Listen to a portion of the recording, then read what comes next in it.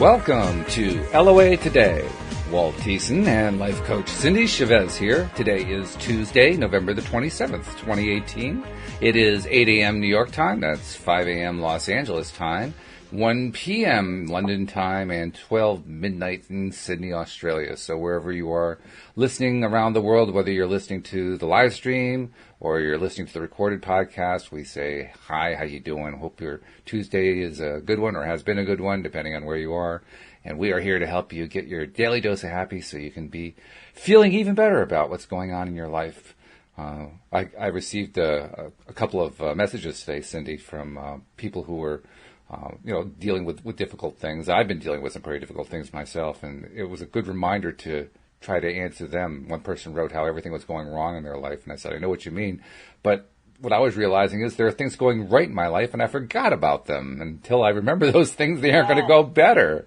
And I even started listing some of the things that were going right in my life. But it's so easy to get into that mode, isn't it? I mean, a few things go wrong, and all we can do is focus on those things that go wrong. And, well, no, actually, we don't have to focus on the things that go wrong. We can focus on the things that are going right. And if we can't find them immediately, go for the basics. I mean, I always start with, I don't know where you start. I start with, I have food to eat, and I have a place to live, and I have a wife who loves me. Those are three good things right there.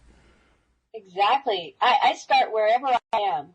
And I mean that literally. Like, I'm sitting in my office, so I just look around and start recognizing all of the things that I appreciate about where I am right now. And a lot of times it's small things. I have a warm cup of tea right here that I'm really thankful for because it's 37 degrees outside right now.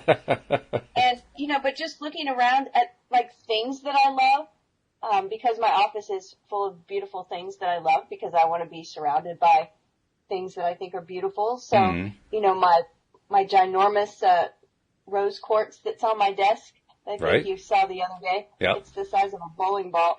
But just looking around at things that I appreciate, and like you said, I have a roof over my head, a quite lovely place to live, and food to eat, and a beautiful husband, and all of these things. Just technology, we're talking to each other across the miles with technology today. Absolutely. I'm thankful for that. Yeah. So many things. But the thing I like to remember when it seems like, and making air quotes, things are going wrong, what if we just reframed that and decided that everything was going right, in spite of some of it being uncomfortable?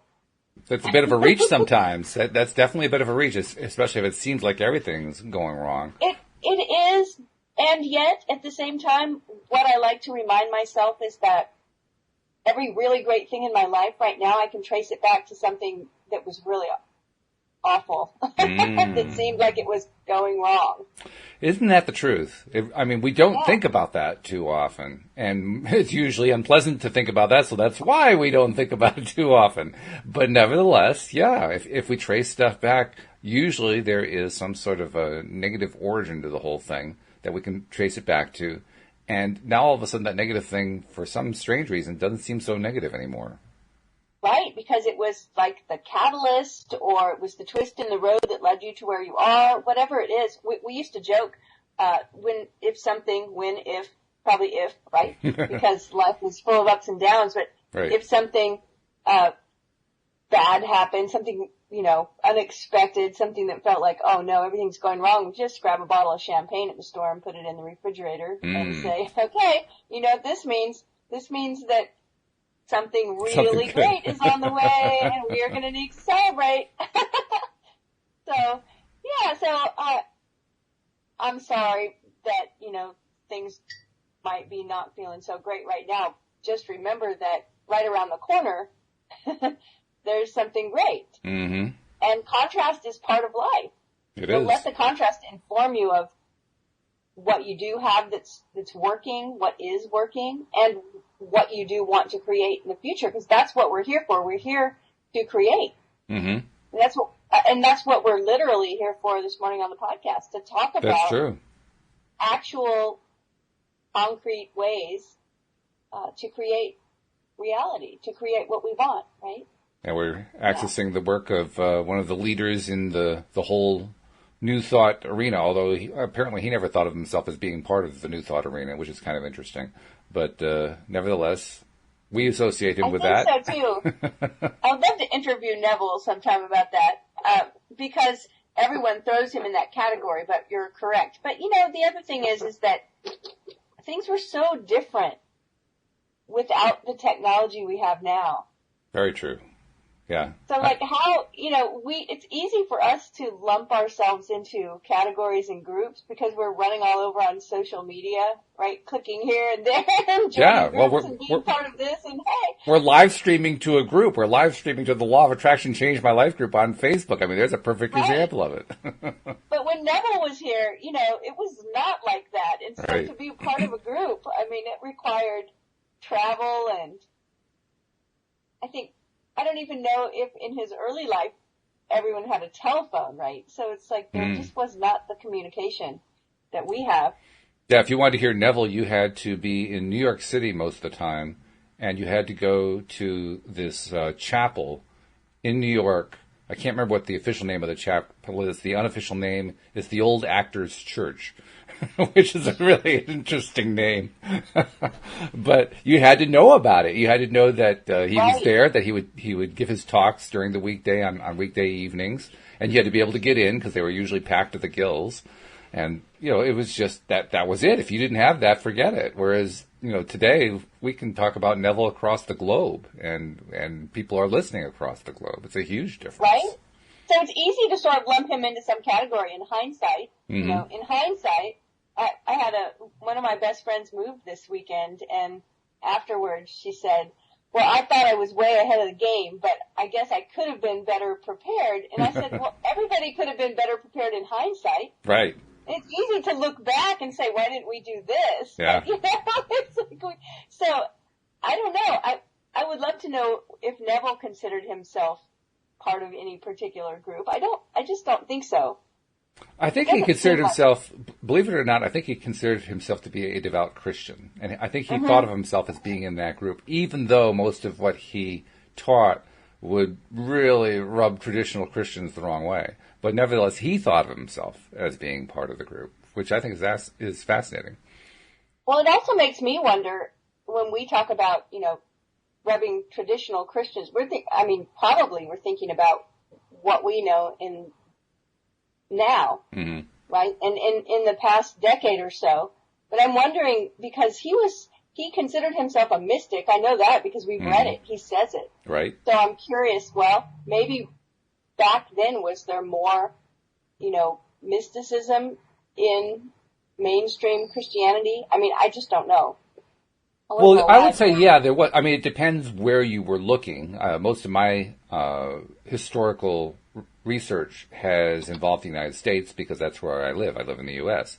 I couldn't tell you what happened globally during that period, but I can tell you, even in the U.S., it depended on where you were. If you lived out in the Midwest, basically it was like one revival after another. People would gather together for a 2 or 3 day thing, and they'd just be preaching the gospel and baptizing people in rivers and all kinds of stuff like that. And it was almost like a religious party that went on, but it was very, very, very mystically oriented in that sense, in the sense that they were living their spiritual beliefs throughout those revivals that were being carried on. And I can't tell you a whole lot about Christianity in, say, New York at that time, other than to say it was going through a lot of shakeup, and for very much the same kinds of reasons that we have today. New York, of course, is the home of the Statue of Liberty and Ellis Island, where a lot of immigrants came through. Well, immigration is a big issue here in the U.S. today, and and the issue isn't all that different. And the players aren't all that different, because you had these enormous immigrant communities in and around New York City, directly influencing the overall discussion, whereas it was more homogenous when you got out into the heartland, as it's called, the heartland of the country. That's a really good point. And knowing that Neville was from Barbados, and we know at least several times in his adult lifetime that he went back and visited. And then he's got the influence of Abdullah. Right. So there's a lot of different threads, that are weaving their way into Neville's teaching that come from different places. So it's really interesting. We talk often about all the scripture that Neville uses, and that his explanations of it are probably not mainstream. They're not the mainstream I knew of. But the thing is you were just mentioning his meetings that he had in New York were all in a church. Right. And I often wonder if that made a difference. In other words, he's in a church and he's speaking to people that were in a church, and maybe that's one of the reasons why he brought so much of that into his message. Yeah. And it's a Catholic chapel, too, which I think is really fascinating because... Oh, wow. Yeah. I mean, you can see where I'm going with that, right? Because Catholicism has a very definite take on what the Christian message and the Christian church is all about. They have a hierarchy to it, and here he is coming in and teaching stuff. I'm kind of amazed that whoever the priest or bishop was who oversaw that church, I'm kind of amazed they let him in, to be perfectly honest, because what he was teaching was really a little different from what they were teaching. Right. It's a hat tip to Neville's creative powers to open that door, right? Exactly. Yeah. I told somebody yesterday, we were talking about Neville, and I said, well, that my Neville book, my big Neville book, was probably, the answer to the question of if you were stranded on a desert island and you could only bring one book, which one would it be? I said probably this one, and they said, yeah, and then an ocean liner would show up a few days later. So I don't think you'd be stranded very long with that book. This is true. Yeah. Well, we've done well. We've covered 4 chapters already. We're moving right along in the Power of Awareness book. Yeah, we're up to chapter 5. Before we dive into to begin chapter 5, if you've got some promotions that you wanted to do. Yeah, a few messages for our listeners, the usual ones for our regular listeners. They're used to hearing them, but I hope you don't tune them out because, especially the second one, we really need you to help participate in. The first one is if you're not yet a subscriber of the podcast, we invite you to become one, and we're trying to get the links for becoming a subscriber built in almost everywhere that these podcast recordings are appearing, both in the live stream and in the recorded mode. For various reasons, we can't get them in everywhere, but wherever we can get them in, we put them in. If you look in the description of the post where you're seeing this podcast, or maybe you're not seeing it in a post, maybe you're seeing it directly in your app, we're trying to put links in there. But if you don't see a link, just go to the homepage of the website, loatoday.net. And right there on the homepage, there are 2 big icons, one for iPhone and iPad and iPod users, and one for Android users, which pretty much covers most people's usage because most people are using smartphones these days. And just click the one that's appropriate for you, and it'll walk you right through the process. And just like that, you'll be a subscriber. And once you're a subscriber, of course, all the episodes come streaming to your device every single time that we publish them. Now, once you're listening, or once you're a subscriber, make sure you listen. That's the other thing. Make sure you're actually tuning in. It doesn't do any good to be a subscriber if you're not actually listening to the episodes. And then once you listen, share the fact that you're listening on social media, because that's probably that's probably how you found it. Most likely you found it because somebody posted somewhere on social media that they were listening, and you saw it, and you clicked something, or you watched something live or whatever, and liked what you saw and became a subscriber. Well, you pass it along, right? Somebody did you a favor, do somebody else a favor, even if you don't know who it's going to be. And in that way, we help pass along to the masses the idea that they can get their daily dose of happy, and they can attract into their lives what they want to attract and get some support in doing that. And that's what we're all about here. So please subscribe, please share, please continue to listen, and also as Cindy likes to say, keep those cards and letters coming. It's like an old TV or radio cliche, but no, it's still true today. We love it. We've been getting more and more contacts from people, and it's very likely we'll even feature you on one of the podcasts when we address whatever it is that you're bringing up. But we love hearing from listeners, and I want to hear things like, what kinds of shows would you like us to bring on? What kind of topics would you like us to address? What's going on in your life? Have you had wonderful manifestations that have happened, or are you frustrated because it's not working out for you and you're trying to figure out what to fix, or whatever it is? Just share with us what you're doing. Lots of ways to reach us. You can do it by sending me an email directly. My email is walt@loatoday.net. You can also go through the website, loatoday.net. There's a contact page there. We have our page on Facebook, LOA Today. You can look each one of us up, all 10 of us co-hosts. You can look us up and send us a message through Facebook or Messenger or whatever social media you want. You can tweet to us, but contact us, whichever way you choose to reach out to us. Contact us, because we really do love to hear from you. So there's our messages for the day. Wonderful. Yes, send us a message. We love it. It's wonderful. And I was looking. Our Twitter handle is at LOA Today Radio. Right, that's right. Yeah, I couldn't get LOA Today. Somebody had already taken that one, but I figured, well, this is kind of like radio, so let's call it LOA Today Radio.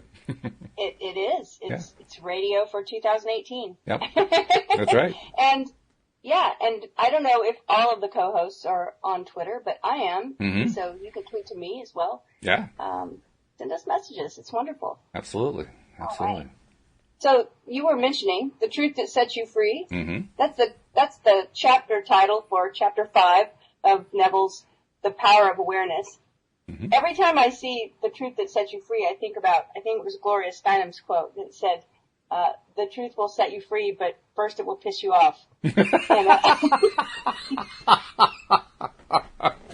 Well, that's funny.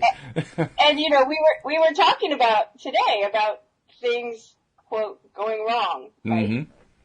And I know I've had more than one person say to me when they found out about how the law of attraction works, that they did the forehead slap, kind of like, oh, so I created this mess? I attracted this? That's actually the most difficult, challenging thing for me, to recognize I created whatever this mess is that I'm dealing with and not get down on myself about it. It's like, oh, God, I did it again. Oh, no. Where's my positive aspect? There's got to be one here. Right, but here's the reframe, and that is that you created it, we attracted it, whatever, we brought these situations into our life. If we will go back to, always assume positive intent, mm-hmm. that we are taking care of ourselves the best way we can, we're protecting mm-hmm. ourselves, there's some payoff in there for us, there's some counterintention, because part of us wants to experience that, even though the other part of us may be seeing it as contrast. So it's like, well, I'm a powerful creator. Look what mm-hmm. I've made here. This is true. It's actually very true. We are powerful creators, and that is actually one of the best positives to take away whenever we're in a negative situation where we just don't like what's going on. That I'm thinking of that person who contacted me. It was through the comments of one of the videos we did yesterday.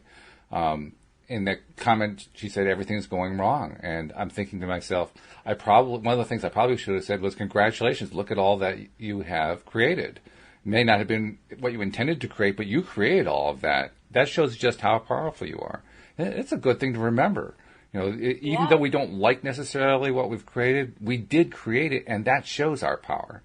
It demonstrates to us, because we can't deny that power. It may not be one that we like the result of, but the power is undeniable. The power is magnificent. Yeah. Recently I saw a video that it was like a montage of little videos, and they were all of little children who had made huge messes mm-hmm. or got into something, and the parent walked in and started filming on their phone or whatever. Right. And there was one where the camera's following this trail on the ground of dirt. And at first it's like, what happened here? Did someone with really dirty shoes, muddy shoes, walk through this carpet? It just keeps following, and then it gets worse and it gets worse. And then there's this little kid in the corner with 3 big potted plants digging away, and it's planting and planting, and it's just gardening, right? But right in a living room, just happily just creating over there. And the mom is just like, oh, and I think that's us sometimes, right? Mm-hmm. We came here to learn things, and right. we're creating all kinds of things, and sometimes we create big messes.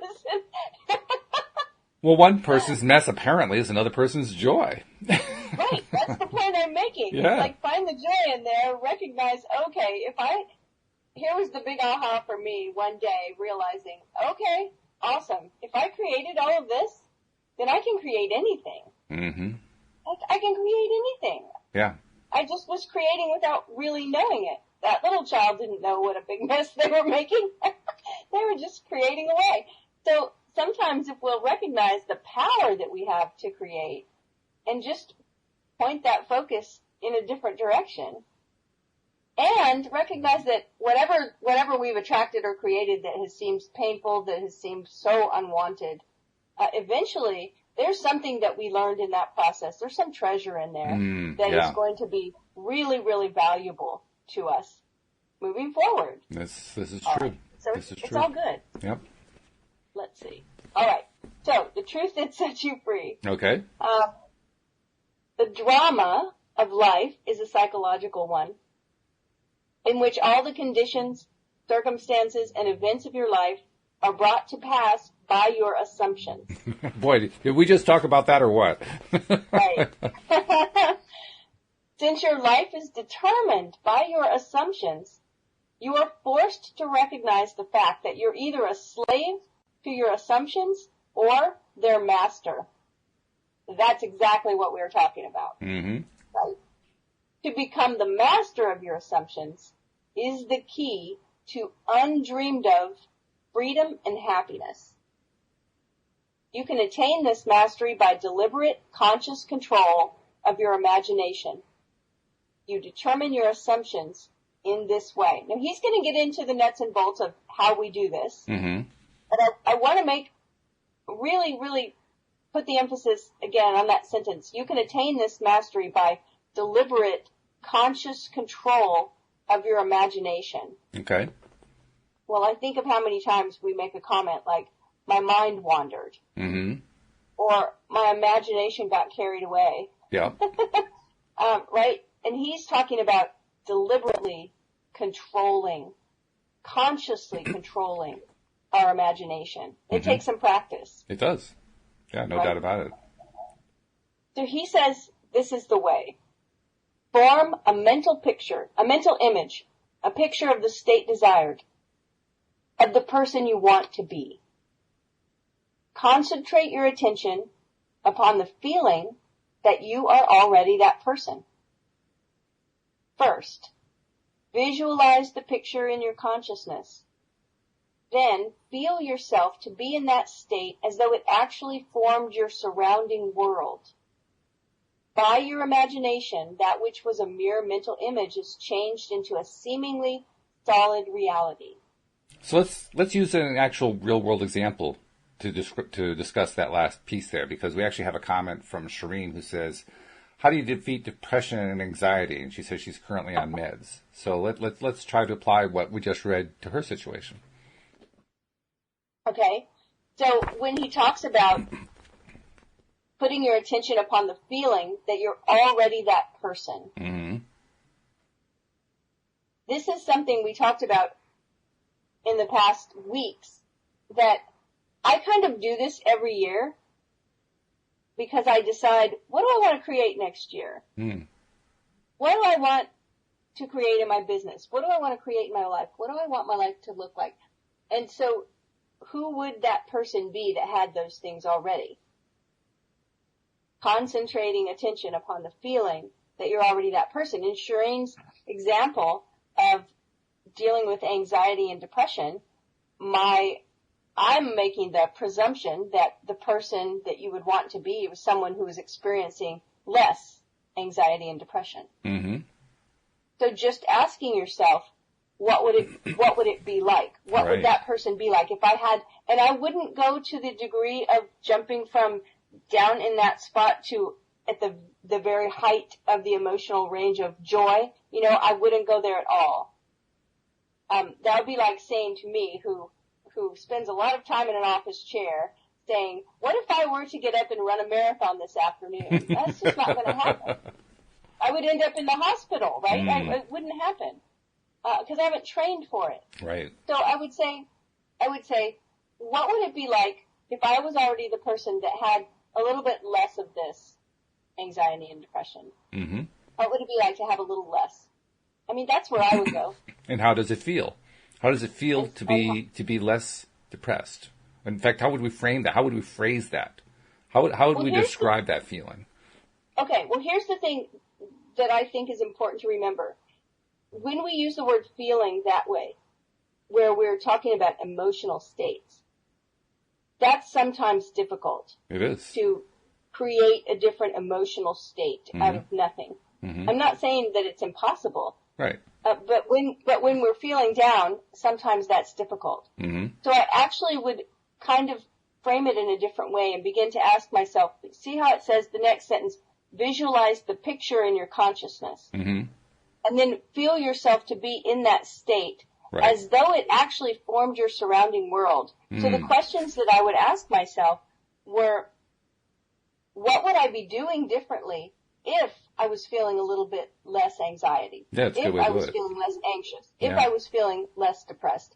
What would I maybe be more motivated to do or inspired to do? And it may be something small, right? It's like, well, I don't know. A different thought's going to come to each person. But maybe I would go for a walk. Or maybe I would, I don't know, clean out my closet. Or maybe I would go see a movie. Or maybe I would, get up and fix myself lunch. I mean, whatever it is, something that maybe I'm prevented from doing because I just don't feel well enough or just don't feel good, just don't have the energy or the motivation. Maybe if I felt a little bit better, I would feel like doing this. And you can imagine doing that thing, being the person that's feeling well enough to do that thing. Right, because we've talked about this before. We've talked about how feeling does not have to be about the emotion. It can be about the sensation. It can be about and the that's where I'm the going physical with touch. that, right? Yeah. So it's like if I were feeling up to doing that thing, what would I be feeling? And I mean literally feeling, like with my hands and feet. What sensations would be there? Maybe I would, feel some kind of tool or utensil in my hand. Or maybe I'm going for a walk and I can smell the fresh air and I can feel my feet on the ground. So I'm feeling myself to be in the state as though it's forming my surrounding world. Yep. Like I talked about the vignette I created where we were in a particular restaurant and I could hear the kind of low-level crowd chatter of the people in the restaurant around me and like the tinkling glasses and, the little sounds that you hear. And I could feel my hands on the tablecloth and what the tablecloth felt like. I could feel my feet on the floor. So all of those things don't depend on me having like this extra joyous emotion going on. They're just feelings that they're with my hands and feet and sensation, hearing things, seeing things, tasting things. So I would go there with it. I would feel yourself to be in that state as though it actually formed your surrounding world. That's how I would apply it to wanting to change that situation. And as he points out, by your imagination, that which was a mere mental image is changed into a seemingly solid reality. That's what you're describing. You're describing that new, seemingly solid reality. Right. So he goes on to say, and I hope that answered the question. Well, I think it does. By the way, I also have to do a shout out because our co-host Anne Marie is tuned in, so I want to say hello to Anne Marie because hello, Anne Marie. Whenever somebody tunes, I gotta say hello, but especially if it's a co-host, yeah. So he goes on to say the great secret is a controlled imagination. Now, see, there's that word again. And the reason why I keep emphasizing it is because I want people to keep practicing, and I want to keep practicing. I want us to realize that there's mastery involved here. And so it takes practice. Yep, it certainly does. A controlled imagination and a well-sustained attention, firmly and repeatedly focused on the object to be accomplished. I like that phrase, a well-sustained attention. That is really jumping out at me these days, that kind of phrasing, because I've really begun to realize that there is a direct connection between feeling a situation in the sense that we were just talking about, not so much emotionally feeling it, but sensory feeling it, feeling the tablecloth, hearing the sounds of the restaurant, all that kind of stuff. There's a direct connection between focusing on that imagined feeling and over time, as we focus on it, emotional feelings emerging. If we're imagining, like we're Shireen and we're trying to overcome some depression and anxiety, And so one of the things we decided to do is to go take that walk, right? So we're taking the walk, and as we're taking the walk, if we're just staying in our head about feeling depressed and anxious, then it's not going to do us a whole lot of good. But if we get out of our head long enough to experience, what's going on around us, are we in nature? Are we in a city? Are we in a rural area? What are we seeing? Are we seeing trees? Are we seeing animals? What are we seeing? What are we experiencing? Are there smells in the air? And as we're experiencing this stuff, the more attention we put on that, and by more I mean longer duration, over enough period of time, we will start to feel an emotional response as well. And I don't know why this all of a sudden is making a big difference to me, but lately I've been really thinking about that fact. I don't have to have an emotional response right away. If I stick with the focus, the well-sustained attention, the emotional response will show up, and that's how I'll know that I'm spending enough time on it. Well, Neville goes on to say it cannot be emphasized too much. And I'm like, yes, exactly, just what you're saying, because I think that sometimes the lack of emotional response is the thing that causes people to quit. Yes. We're like, well, I did that and I didn't feel any different. Exactly. I did that and I still felt frustrated. I still felt down. I still felt, that's me. Hopeless. I've done that many times. Right? And it's like that, what you just said about, in Neville's words, a controlled imagination and a well-sustained attention, firmly and repeatedly focused on the object to be accomplished. Mm-hmm. It's being willing to do that in spite of the emotions that we're feeling, right? Or the lack of shift of emotions right away. Mm-hmm. Because I think we hear that a lot. Yeah. Nothing changed, so I stopped. Exactly. Well, this is the place where we don't give up. This is the place where we keep on repeatedly focusing on what we want to accomplish. And I think that recognizing that the emotional part will come. It will show up. If we give it enough attention. Just focus now on the physical sensation of your vision. And that's what I'm trying to use now. Even if you're meditating.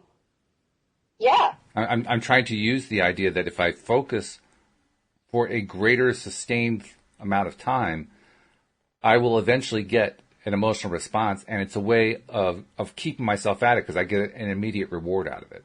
Not immediate, but I get a relatively soon reward. I have my reward for sticking with it, I'm going to pay attention, I'm going to pay attention, I'm going to pay attention. And that makes it easier, I find, especially if I'm coming from a place like Sharina's where I'm not feeling really good at all. But when I'm in that place, I need to have that success. I mean, you talked about it, how very often if we don't get that immediate sense of success, we feel like we failed and like none of this stuff is working. Well, this is a way to help feel like it really is working because we're generating feelings that weren't there 10 seconds, 15 seconds, 20 seconds, 30 seconds, a minute ago, 2 minutes ago, whatever it was. Maybe 5 minutes ago, maybe 10, maybe it takes 15 minutes before you finally get an emotion that comes out of it. But by sticking with it, the emotion comes out and we won. We actually made progress. Well, and it may take longer. It may. I mean, we know that meditating, a lot of times a guided meditation is 20 minutes or longer. True. Yeah. Why? Because it takes us that long to get our brain waves into that meditative space. Yeah, exactly right. Keeping with it, staying with the focus on whatever it is that, your outcome is, feeling yourself into it, the emotional shift will come. Mm-hmm. I don't even think, you don't have to chase it. Right. It will come to you. Mm-hmm. Yep. Okay, so let's see where he's going here. I'm going to let you read. I have a cat I have to let out, so you read now. I'll be right back. Okay, kitty. Bye-bye. All right. Let's see. So the great secret is a controlled imagination and a well-sustained attention, firmly and repeatedly focused on the object to be accomplished. It cannot be emphasized too much that by creating an ideal within your mental sphere, by assuming that you are already that ideal, you identify yourself with it and thereby transform yourself into its image. thinking from the ideal instead of thinking of the ideal. Mm. Every state is already there as mere possibilities as long as we think of them, but as overpoweringly real when we think from them. And when Neville talks about thinking from or thinking of, we can go back to that example that he gave where he said, picture yourself climbing a ladder. Right. He says, act like you're watching yourself climb a ladder, right? And that's thinking of the ideal. I'm watching myself and I'm kind of over there like I'm a movie and there I go up the ladder. But when you're thinking from the ideal, that's when he says, now imagine there's a ladder in front of you. Reach out with your hands and grab it. Start putting your feet on the rungs. Now I'm thinking from the space. When he uses this in a geographical sense in his own story when he wanted to go to Barbados, he wanted to be with his family for the holidays in Barbados. He had no money. He was in New York. He had no way to get there. This was back in the, day before there was technology where he needed to take a steamship or a ship to get there. He would fall asleep at night imagining that he was in Barbados, that he was falling asleep in his bed in his father's house. So he was thinking from the ideal, picturing that he was already there. And that's what he's talking about here. This was called by the ancient teachers subjection to the will of God or resting in the Lord. And the only true test of resting in the Lord is that all who do rest are inevitably transformed into the image of that in which they rest, thinking from the wish fulfilled. Yep. I have to say I've talked to several people in the last week, and some of them have been listening to the podcast, and they've talked to me about little vignettes that they've created. Oh. About something that's going to happen. And I love hearing these ideas. We had the suggestion to imagine that we're reaching out, shaking the hand of a friend that's congratulating us. Right. When we're doing that, we're thinking from the point of, I've already gotten that promotion. Yeah. It's not off in the future. It's right there. I'm shaking the hand of someone. And someone was telling me about the story that they had created where someone was giving them a hug. And congratulating them and telling them what a great job you've done, right? So all of those ideas we're already there in consciousness. We're That's already true. there. Yeah. He calls it the difference between of and from. I think of it as the difference between observing and participating. Because when we're the participant, then the image that we're creating in our mind, the vignette, is not just real, it's real for us as part of our lives. When we're the observer, it could happen over there and not be a part of our lives at all. So that's why I think it's so important to be from instead of, because from is the participant level. But I think the other important part to recognize with participant and the of-from difference is that, take Neville, for example, when he wanted to go to Barbados, he did not picture himself on a ship. He did not picture himself standing in the station waiting for a train or standing in the dock waiting for a ship. He didn't picture himself on a ship sailing to Barbados. He pictured himself in Barbados. He was thinking from the absolute outcome, from his goal. He was already there. He time traveled all the way to the place he wanted to be. And that's important because if you're sitting in the station waiting for the train, and that's what your image is, you're always going to be sitting in the station waiting for the train. The train's never actually going to take you to the destination because you're constantly going to be sitting in the station waiting for the train. I think it's in one of the Neville chapters. I was reading something recently. Maybe you'll remember where it was, but it was talking about a person who said he wanted to have his hand on $1 million. I think that was the phrase, I want to get my hands, or I want $1 million in my hands. And he got a job working in a bank. Yeah. Where every day he was passing millions of dollars through his hands. Like, okay, so we need to think we need to be specific about thinking of the end goal that we want and putting ourselves there in this vision and not just on the way there. I think that's important. When I was young, I worked as a bank teller. I worked in a bank.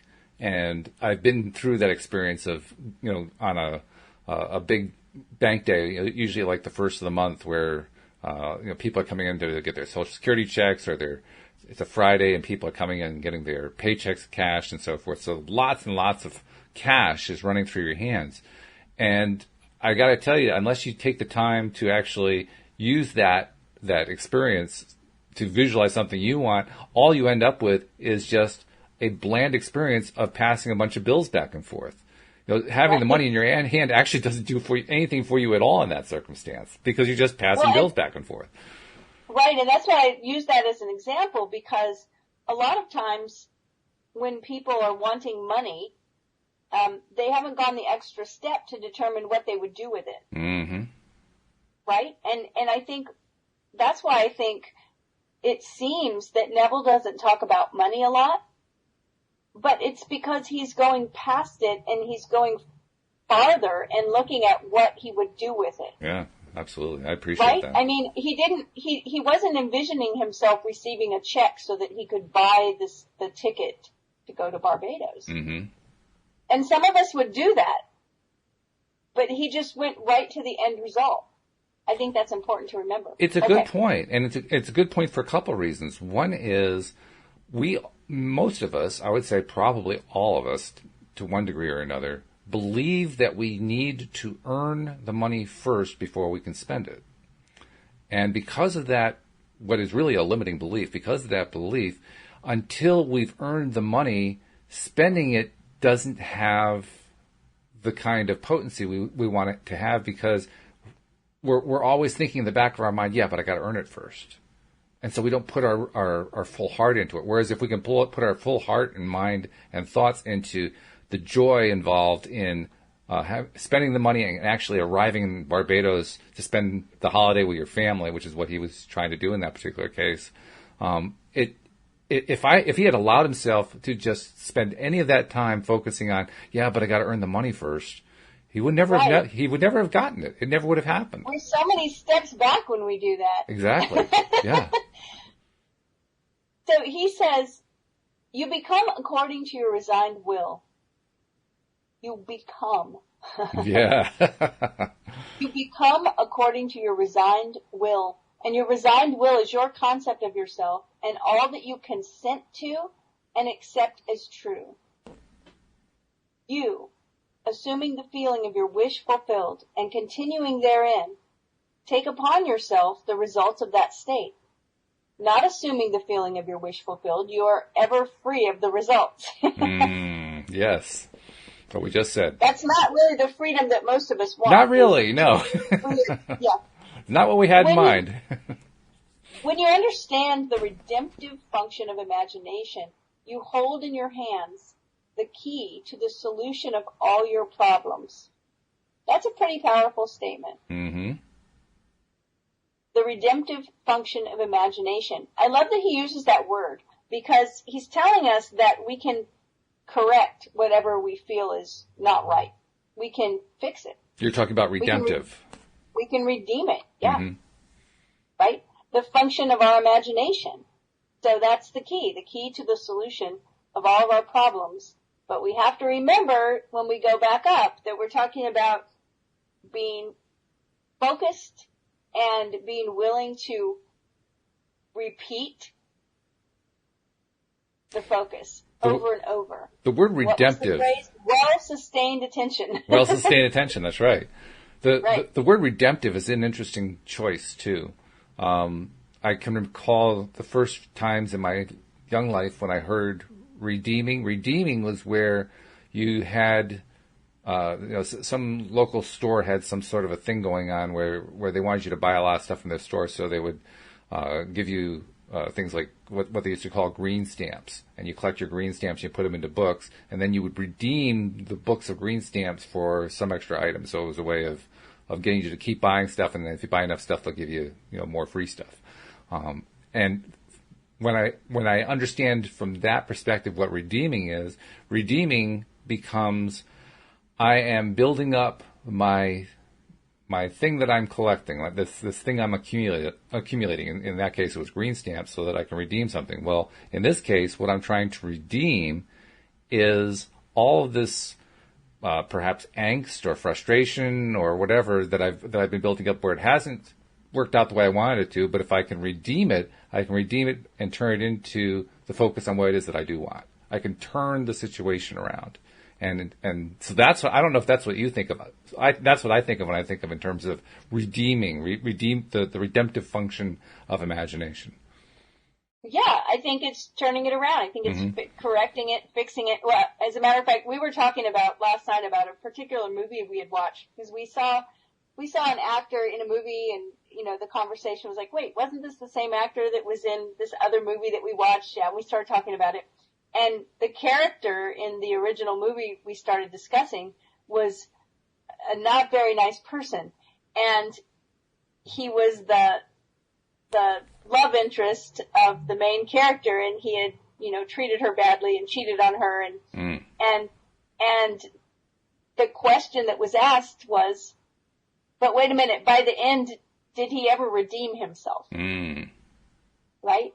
It's like he was playing a character that we all didn't like right away because he was just rude and just, not a nice person. And so that was the question. Did he redeem himself by the end? In other words, did he turn it around? Did he come to his senses? Did he learn some kind of lesson and become a better person where by the end of the story or the end of the movie we said, oh, okay, well, see, he saw the error of his ways and now he's going in a different direction. So yeah, I think that's what redeeming is. It's turning it around. And knowing that our imagination has the ability to redeem our life, right? It has the key to the solution to the problems. It's like, okay, we can turn this thing around. And what's the key? The key is controlled imagination and being willing to have a well-sustained attention, which he's going to talk about again coming up here. Right. So he says every phase of your life is made by the exercise of your imagination. Determined imagination. There's another word, determined. Alone is the means of your progress, of the fulfilling of your dreams. It is the beginning and end of all creating. The great secret is a controlled imagination and a well-sustained attention, firmly and repeatedly focused on the feeling of the wish fulfilled until it fills the mind and crowds out all other ideas of consciousness. Right. What greater gifts could be given you than to be told the truth that will set you free? The truth that sets you free is that you can experience in imagination what you desire to experience in reality. And by maintaining this experience in imagination, your desire will become an actuality. Now, I want to tie this back to what Shireen had raised earlier. She had raised the question about trying to defeat depression and anxiety, and we explored what's involved in that. One of the things that I know happens a lot, particularly if I'm in a really depressed state. I mean, she's describing a depressed state, is I have trouble even remembering to imagine when I'm in that state. I forget what the tool is. It's like the tool escapes my mind. And then if I can somehow grab hold and say, oh yeah, I've got to somehow assume the feeling of the wish fulfilled. I got to somehow get into that space. How do I do that? Oh yes, I have to create the scene. How do I create the scene? And eventually maybe I can remember, oh, I have to imagine it. That's right, like a little kid imagines something. And then I say, okay, so I got to imagine this scene, this thing that I want. How do I imagine it again? Because I'm in such a depressed state. It's almost like the whole mental process just comes screeching to a halt, and it's like dragging it through molasses, trying to get the whole thing going. So I'm curious, what's your technique? What's your approach whenever you're dealing with being in a really bad state and you're having trouble remembering what it is you're supposed to be doing, and then you do remember and you just can't seem to remember how to do it. How do you get through that? Well, first I want to say that I have not dealt with that level of anxiety and depression. Okay. And I recognize that there are many things that can lead to that and lend themselves to that state. And so, first, make sure that you're getting the support that you need, whether it's medical support, family support, some kind of therapy, group support, a coach, whatever. I mean, reach out and get what you need to be helpful there. A lot of people struggle with this, and there's a lot of help out there. But the other thing I would say, what I do to remember, because sure, even though I haven't dealt with anxiety and depression at that level, I've certainly dealt with feeling blue and being down in the dumps and struggling to feel better about it. But like I said, I've got a reminder on my phone that says, assume the feeling of the wish fulfilled, that I have set to be a push notification on my phone 3 times a day. And so that's one of the ways, is I'm just reminding myself to take, 30 seconds, 60 seconds, like we've talked about over and over, these little scenes that we create, the wish fulfilled scene, your wish fulfilled, create a scene that would, if you typed it out like a screenplay, it would just be a couple of sentences. I mean, we've talked about shaking the hand of a friend, hugging a friend, hearing a friend tell us congratulations. My little vignette, we were celebrating in a restaurant. Very, very short. I can tell you in a sentence or two, right? So if you have that one thing that you've kind of created and you've got a reminder telling you to tap into that vision and assume that feeling for a few seconds, that's been really useful to me. It's just to have the reminder come up. Yeah, I agree with you. I actually run into this quite often. I think it's partly because there was a long stretch in my life where, it was just, I didn't realize it at the time, but I was definitely depressed. And I was depressed for extended periods of time. I didn't have meds because I never really recognized it. Certainly nobody ever diagnosed it as depression or anything like that. And you experience that enough, you do get to the point where you learn the helplessness of depression. And I think that's really what happens. So that, on those occasions where I wake up in the morning, I'm not really waking up feeling great. And I'm thinking about the trials and cares and tribulations in my life. And all of a sudden I find I can't get out of it. Like, oh my God, how do I get out of this again? I literally can't remember for a moment what, that I'm supposed to imagine. That I'm supposed to, whoa, my chair just collapsed. That I'm supposed to, get myself into a better feeling place. That I'm supposed to create a new vignette or whatever. Or if I do remember, I can't remember what the vignette's supposed to be. Here I am sitting in depression. Okay, I'm supposed to create a vignette. What's the vignette of? I can't even remember what the vignette is. Right. So when you were saying that before, I was thinking, well, it reminded me of the idea of a vision board. Yep. But a vision board with, not in the maybe usual way that people make them, but a vision board in a way of thinking of an image or two that would remind you of the vignette. Yeah, sure. Right? If your vignette is that you're taking a walk through a forest and feeling great out in nature, then maybe it's just some trees or a squirrel, something you might see, right? Blue sky. If my vignette, like I said, was in a restaurant, so if I needed a reminder, maybe it would be a picture of a restaurant, or I don't know. It's just I'm brainstorming, but some ideas to have a visual cue for you. Other things people do are maybe pick out a particular, something that you can keep with you in your pocket, or a piece of jewelry that you can wear. Some people wear those kind of like rubber bands around their wrist. Anything that will just remind you, because here's the thing is, that's what's so beautiful about this method and these short little vignettes, is that once you do this and use that focused attention and do it over and over repeatedly, this one short little scene, your brain starts remembering it automatically. It gets harder and harder to forget it, right? Exactly. Even when you're feeling down. And so if we give ourselves some reminders and we take the time to do it, and remember that the goal is the process, and you can use your sensory feelings and not worry about emotion at this point. Yes. And the emotion will follow. So that's, it doesn't take long, but set yourself up for success by giving yourself reminders and visual cues so that you'll do the work. And it also, the thing that I have found works best for me, because I'm not a terribly visual person, so visual cues often don't help a whole lot for me, although I just got a visual push notice that came up reminding me we're nearing the end of the show, so that does help sometimes. But, I mean, in general, if I'm dealing with, especially if I'm dealing with a depressed kind of situation, the visual cues don't necessarily help me a whole lot, mainly because I don't, that's not my go-to thing to do, to go look at something. But what has helped me is doing the podcasts, and not so much the podcasts themselves, but the repetition that comes from them. So we talk a lot about Neville. We go through his books page by page. Well, right. in the process of doing that, we're touching over and over and over again, because Goddard and Abraham and most of the great teachers are very repetitive. You know, they keep touching the same subjects over and over and over again.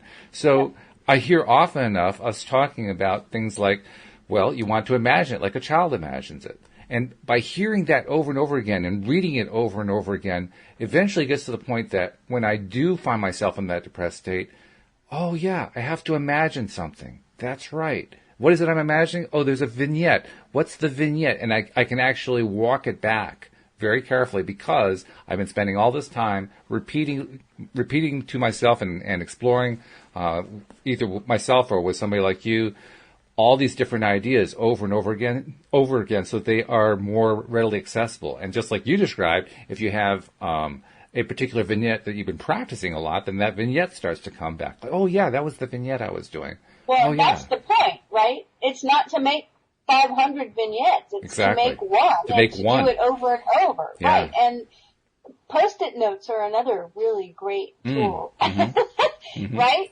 Like with a word or a phrase on it that reminds you of your vignette, or if there's a word, like Neville says, if your friend is congratulating you and says congratulations and you say thank you, that you may want to imagine that as you're falling asleep and just keep repeating thank you. Mm-hmm. Thank you is the cue, right? So if you're not, if visual cues don't help much, how about words, verbal cues? Mm-hmm. I have a Post-it note right here that I can see. It says, "You are powerful," and it's at eye level near my computer, because it's a reminder. It's a reminder to do this work. Yeah. Right? Yeah. It takes practice. Be easy with yourself. Let it be easy. And then do it over and over and over.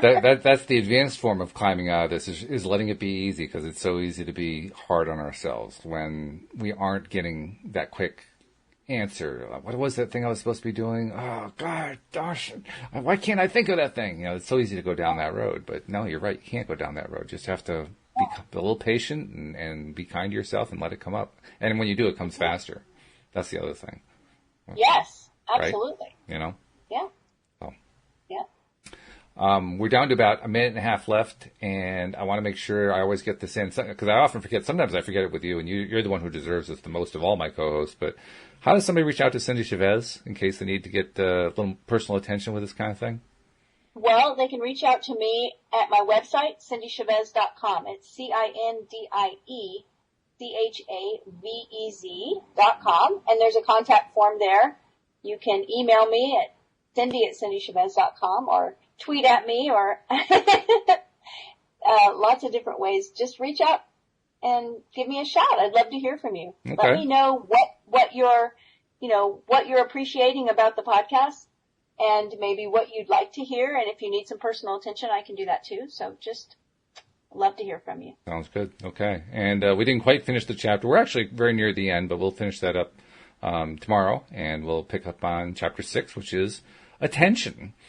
That's kind of what we've been talking about, how to build that attention level. So, yeah. Right? We're going to get there. We're going to get there. Don't give up. We can't give up. We've got 27 chapters. We've only done 5 of them so far. We got to keep going. Gonna keep going. Which is all a good thing. And it's a lot more fun when we're doing it with others, because, whether it's you and me just doing the talking ourselves, or, we've got listeners who are traveling along, that just makes it so much more fun. So, yeah, let's all do it together. Great. So, okay. Well, then I look forward to talking with you tomorrow morning. I will be back tomorrow morning. And we will as well. We hope that you'll join us next time as well here on LOA Today. Goodbye, everybody. Bye, everyone.